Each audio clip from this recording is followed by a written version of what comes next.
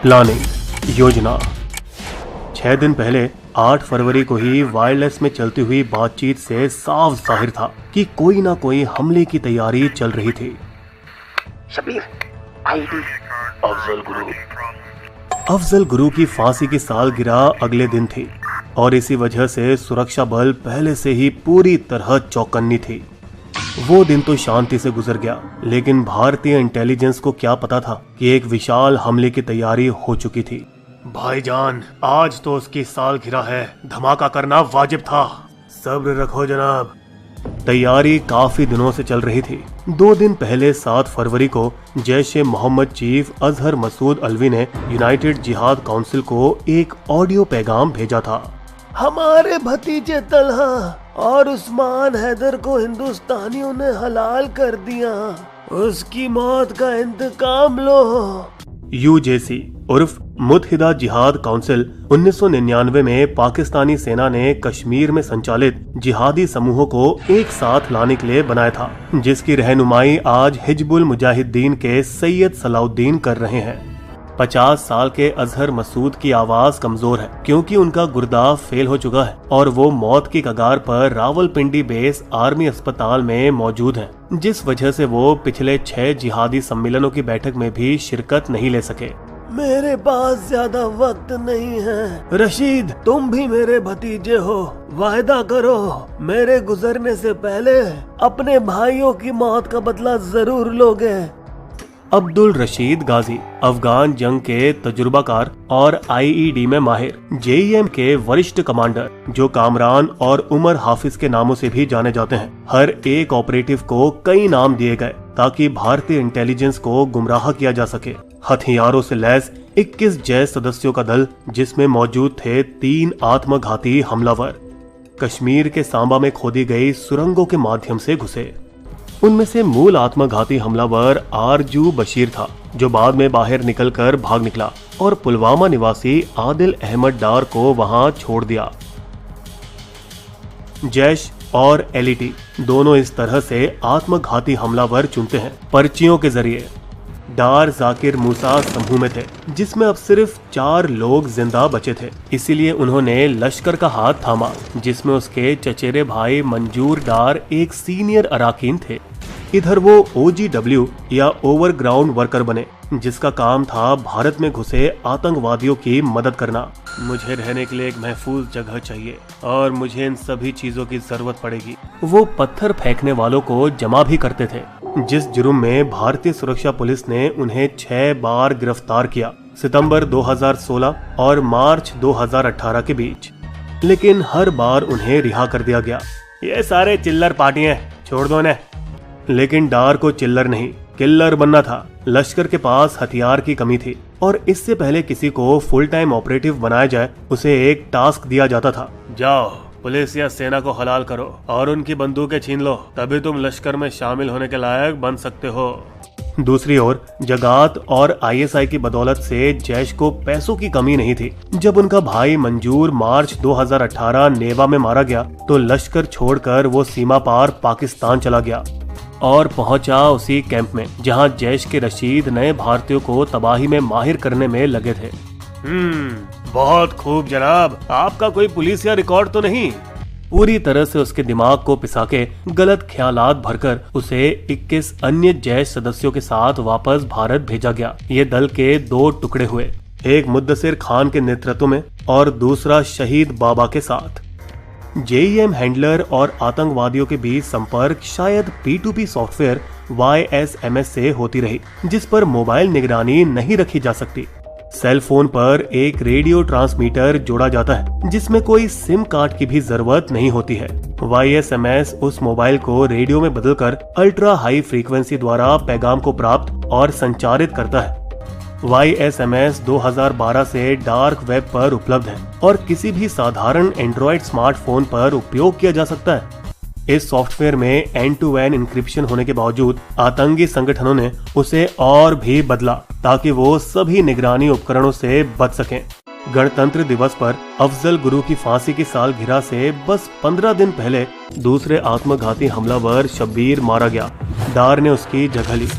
लेकिन मंसूबे में कोई बदलाव नहीं हुआ और वो लोग एक मारुति इको वैन जो पहले 7 बार खरीदी और बेची जा चुकी थी, इसके अलावा 16 और गाड़ी खरीदी, सब पुराने 1990 से 1996 के बीच रजिस्टर्ड। तहकीकाती दस्ते ने घटना स्थल से मिले कार चेसिस द्वारा गाड़ी के मालिक का पता लगाया। 24 साल के बिजबिहर निवासी और जैश ऑपरेटिव सज्जाद भट्ट, जिसने हमले के 10 दिन पहले ही गाड़ी खरीदी थी। ये लाल रंग वाली मारुति इको कार कितने बेचोगे? पुलवामा के विस्फोट स्थल से केवल 5 से 7 किलोमीटर दूर अंधेरी रात के साय में वैन में मिलिट्री ग्रेड RDX बिठाया गया, तकरीबन 80 किलो। उसके साथ जोड़ा गया एक IED या इम्प्रोवाइज्ड एक्सप्लोसिव डिवाइस, जिसे दूर से या टाइमर के जरिए विस्फोट किया जा सकता है। ये यंत्र कश्मीरी आतंकवादियों में बहुत कम इस्तेमाल किया गया है। फिर आखिर में शहादत का संदेश, जिसे कश्मीरी और उर्दू वीडियो में रिकॉर्ड किया गया, जो कि हमले के तुरंत बाद टेलीग्राम पर रिलीज होना था। इस संदेश में एक शिकायत भी थी अपने उत्तरी कश्मीरियों के खिलाफ, जो ज्यादातर आतंक में कम हिस्सा लेते हैं। हमला। वैलेंटाइन के दिन कुछ दिल टूटने वाले थे। करीब 15 घंटे 14 फरवरी के दिन डार ने कार को जम्मू श्रीनगर राजमार्ग की ओर चलाना शुरू किया।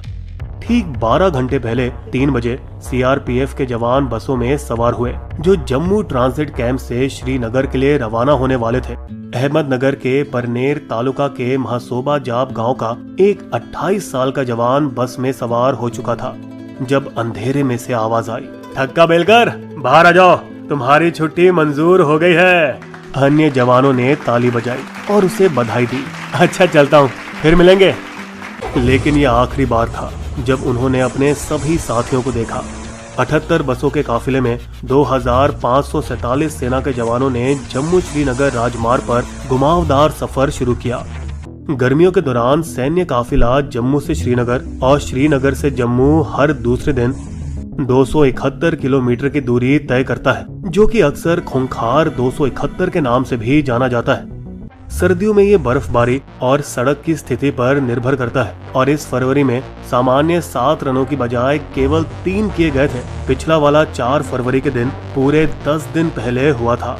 मानक संचालन प्रक्रिया SOP या स्टैंडर्ड ऑपरेटिंग प्रोसीजर के मुताबिक CRPF वो पूरे सड़क पर ध्यान रखते थे जहां से काफिला गुजरने वाला है। हमले की आगाह के बाद वे विशेष रूप से IED की तलाश कर रहे थे, लेकिन वो जो पारंपरिक रूप से लगाए गए विस्फोटकों के प्रोटोकॉल के अनुसार प्रत्येक खड़ी गाड़ी, रास्ते का हर ढांचा और छत की जांच। पुलवामा से 50 किलोमीटर पहले जैसे ही काफिला काजी गुंड पहुंचा, उस क्षेत्र में ड्यूटी के लिए निर्धारित 16 वाहन अलग होकर निकल गए। उसी समय 16 मोबाइल बंकर काफिले में शामिल हो गए, क्योंकि कांजी गुंड के आगे का क्षेत्र अधिक खतरनाक था। हमले के बामुश्किल 15 मिनट पहले करीब 15 घंटे कुछ युवाओं ने गुजरते काफिले पर पत्थर फेंका, जो कि नजरअंदाज कर दिया गया। सेना की हलचल के दौरान नागरिकों को दिक्कत न पहुंचे, उसका ख्याल रखने की जरूरत पड़ती है। जब सेना पहली बार कश्मीर में प्रवेश करती है, तो सेना हलचल के समय नागरिक वाहनों को सड़क का उपयोग करने से रोक दिया गया था। लेकिन राजमार्ग में कई चौराहे हैं जो सेना की आवाजाही के वक्त बंद रहने से लोगों को परेशानी और शिकायतें पैदा हुई हैं। अरे रास्ता जल्दी खोलो जनाब, हमें ड्यूटी के लिए देरी हो रही है। 2003 के बाद ताकि लोगों को असुविधा न हो, सेना और सिविल कारें साथ साथ चलने लगी। यहाँ तक कि ओवरटेकिंग और सैन्य वाहनों के बीच भी आने की अनुमति दी गई, क्योंकि प्रोटोकॉल के मुताबिक बस को एक दूसरे के बीच एक विशेष दूरी रखनी थी। इसी बात का तो फायदा उठाया आतंकवादियों ने। 15-15 घंटे पर काफिले श्रीनगर से लगभग 30 किलोमीटर दूर पुलवामा जिले के अवंतीपोरा में लेडूमोड़ा जंक्शन पहुंचा। IED से लदी वैन काकापोरा लेलहर के बाय रोड से काफिले में शामिल हुई। 5वीं बस से आगे गया और बिल्कुल उसी बस के पीछे पहुंचा जिसमें CRPF के जवान भरे थे, जिसमें उसी दिन सुबह ठक्का बेलकर बैठे हुए थे। कोई जादुई शब्दों को पढ़ा जो वो समझते थे कि उन्हें किसी काल्पनिक जन्नत की ओर ले जाएंगे। अल्लाहू अकबर। बिना किसी हिचकिचाहट के उसने अपने पैर एक्सीलेटर को दबाया और टाइमर पर हाथ डाला। पुलवामा हमले में सीआरपीएफ के शहीद जवानों की सूची। यूपी, महेश कुमार प्रयागराज, अवधेश कुमार यादव चंदौली, विजय कुमार मौर्य देवरिया, श्याम बाबू कानपुर, पंकज कुमार त्रिपाठी महाराजगंज, राम वकील मैनपुरी, कौशल कुमार रावत प्रतापपुरा, प्रदीप कुमार शामली, अमित कुमार शामली, प्रदीप कुमार तेरवा, अजित कुमार आजाद उन्नाव, रमेश यादव वाराणसी, मध्य प्रदेश अश्विनी कुमार जबलपुर, बिहार रतन कुमार ठाकुर भागलपुर, संजय कुमार सिन्हा पटना, उत्तराखंड मोहनलाल उत्तरकाशी, वीरेंद्र सिंह उधम सिंह नगर, महाराष्ट्र राठौड़ नितिन शिवाजी और संजय राजपूत बुल्ढाना, पंजाब कुलविंदर सिंह आनंदपुर, मनंदिर सिंह अतरी गुरदासपुर, जयमल सिंह मोगा, सुखजिंदर सिंह तरन तारन, राजस्थान जीत राम भरतपुर, रोहिताश